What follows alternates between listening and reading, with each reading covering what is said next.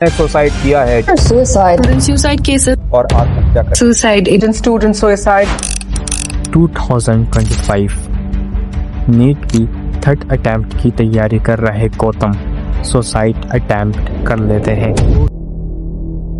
2025 में ही कोटा के 3 student suicide करते हैं और ये सभी नीट और जेईई की तैयारी कर रहे थे। इन 2021 13,089 स्टूडेंट ने सुसाइड की। इन 2022 13,044 स्टूडेंट्स, जिसमें 18 वर्ष से कम उम्र के 1,123 स्टूडेंट थे। 2022 में सुसाइड करने वालों में 53% मैन एंड 47% फीमेल थे। महाराष्ट्र इन केसेस में सबसे आगे है। पर ऐसा क्यों? अब सोचा जाए तो इतना बड़ा कदम उठाने के सिर्फ और सिर्फ 3 मेजर रीजन सामने आते हैं। Career tension, family pressure, love problems. यही 3 मेजर रीजन हैं जिसकी वजह से हमारे माइंड में ये फालतू ख्याल आते हैं। पर आज के नज़रिए से देखा जाए, जहां डिजिटल अर्निंग लाखों में पहुंच गई है, वहां पर करियर टेंशन नहीं होनी चाहिए। अब आप कहेंगे ये क्या बात हुई, तो उसका आंसर आगे डॉक्यूमेंट्री में क्लियर दिया गया है। पीएम मोदी ने विकसित भारत के लक्ष्य को हासिल करने में जुटने का आह्वान किया है सुसाइड केस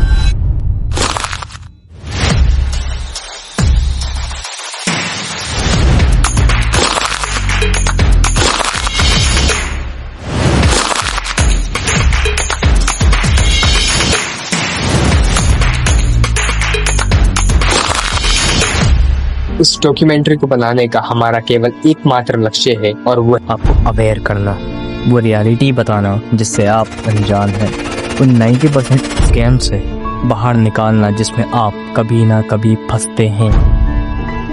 खुद को विकसित बनाना है।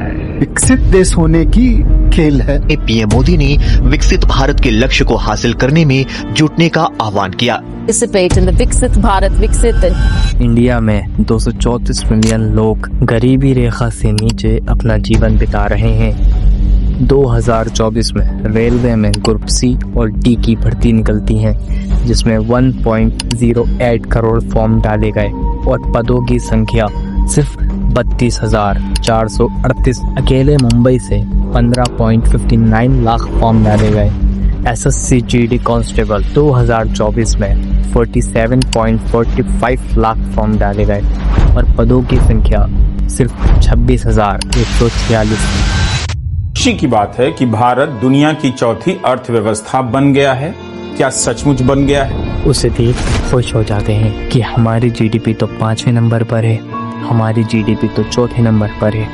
तो अभी जो मैं आपको बताने वाला हूँ, मानव विकास सूचकांक HDI 130वां रैंक इंडिया का, विश्व नवाचार सूचकांक 39वां, भ्रष्टाचार धारणा सूचकांक 96वां रैंक, विश्व वर्ल्ड हैप्पीनेस में 118वां रैंक, प्रेस फ्रीडम में 151वां रैंक, पृथ्वी रैंकिंग 59वां रैंक, नॉमिनल जीडीपी 4था और जीडीपी पर कैपिटा में 142। अब बहुत से लोग ये कहेंगे कि इंडिया की जनसंख्या बहुत अधिक है। ठीक है, मैं ये मानता हूँ, पर एक टाइम चाइना की आबादी इंडिया से अधिक थी।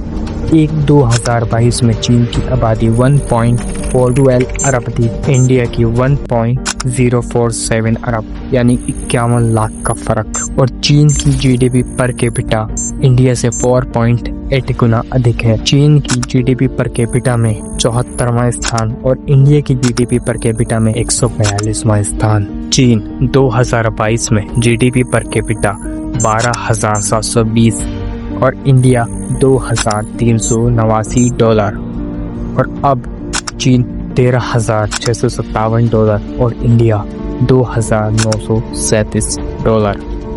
पर इंडिया तो विकसित हो रहा है, इंडिया तो विकासशील देश है, तो उसकी सच्चाई भी अलग है। पर आपको पता है, इंडिया के मुंबई, बेंगलोर, हैदराबाद और 5-6 शहर हैं जो विकसित कहलाते हैं, पर कि ये तीनों पूरी तरह से विकसित हैं?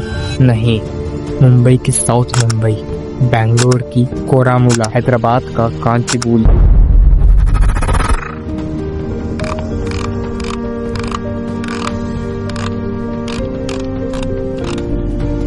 न चाहते हुए भी हम लोग इन 90% स्कैम्स में फंस जाते हैं।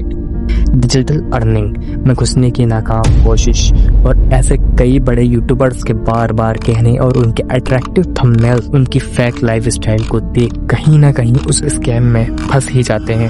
अब सोचने वाली ये बात है, डिजिटल अर्निंग करना इतना इजी होता तो आज जिन आंकड़ों की बात हमने ऊपर डॉक्यूमेंट्री में की है वो आंकड़ों की बात हमें आज नहीं करती। लेकिन अब ये बात भी नहीं झुटला सकते कि डिजिटल अर्निंग के थ्रू ही कई लोगों ने अपनी लाइफ को सक्सेस की ओर पुश करा है। पर अभी तो आपने कहा कि ये एक स्कैम है और हाँ कहा, पर मैंने डिजिटल अर्निंग को नहीं उसे सिखाने वालों को स्कैमर्स कहा है। आज पूरा यूट्यूब भरा पड़ा है, कोई ई बुक सेल करना सिखा रहा है, कोई कंटेंट क्रिएशन, लेकिन बहुत कम यानी 1% यूट्यूबर ही ऐसे हैं जो सही वे बताते हैं, बाकी 99% सिर्फ स्कैम में रखते हैं। तो आज 2025 में मुझे ये बताने की ज़रूरत नहीं है कि डिजिटल अर्निंग के कितने सारे सोर्स मार्केट में अवेलेबल हैं। Affiliate marketing, digital marketing, content creation, E book, reselling, e commerce, but इतने सारे वे होने के बाद भी हमारे देश में करीबी इतने छात्र अनएम्प्लॉयड कैसे? इसका जवाब शायद आपको अच्छा नहीं लगे, लेकिन ये सच है। ना हमारा कॉलेज ना हमारे एनवायरनमेंट में डिजिटल अर्निंग की बात की जाती है। अगर उनसे कोई कहे तो उसकी बात बेवकूफी समझा जाता है। और जब तक एक स्टूडेंट से इसको सीखने की कोशिश करता है या इसकी नॉलेज लेता है तब तक वो रिस्पॉन्सिबिलिटी में गिर जाता है। अब ये तुम पर निर्भर करता है कि 47% में शामिल होना है या फिर 90% स्कैम्स में। फिर मिलेंगे अगली वीडियो में, जब तक के लिए अलविदा।